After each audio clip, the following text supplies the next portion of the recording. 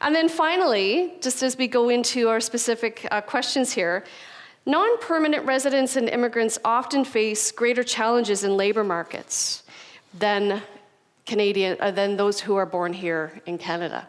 So really a lot of very interesting statistics to take into consideration in terms of how we approach our population growth and how we feel about it. So with all that in mind, I'm just going to go down the row here and ask you, Christian, to start. How are you feeling about all those stats? Are you feeling optimistic? Is there some concern? Are you a little bit of a mix of the two? So what would you say? No, I think those stats that you just provided, plus the previous stats that Blake had provided, it goes to show that Niagara has capacity. You know what I mean? Like low unemployment rates, new businesses entering the sector. It gives me optimism that we can keep moving forward with population growth, and we can meet that demand and help support, Niagara be a thriving community. Thank you, Jason. What are your thoughts? I have a little bit of concern because we may miss out on one of the biggest opportunities that this country faces. I'll give one more stat. 2030 is the last year for the baby boomers to exit the workforce. At that date, we'll have more people out of the workforce or past their retirement age than we have in the workforce.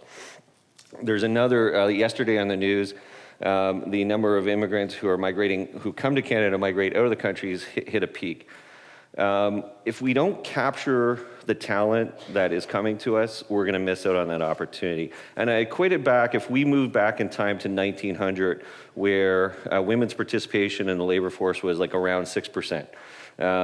I would argue that the biggest growth in our economy and the ability to move our society to have more people increase their wealth and increase their standard of living was due significantly to taking women who are a talent in our economy and having them be contributing members to our economy.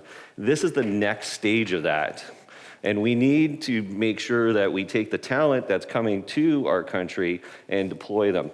And when you look at the construction industry, I think they just said that they have 60,000 unfilled positions. As an employer, I always say capture talent whenever you can.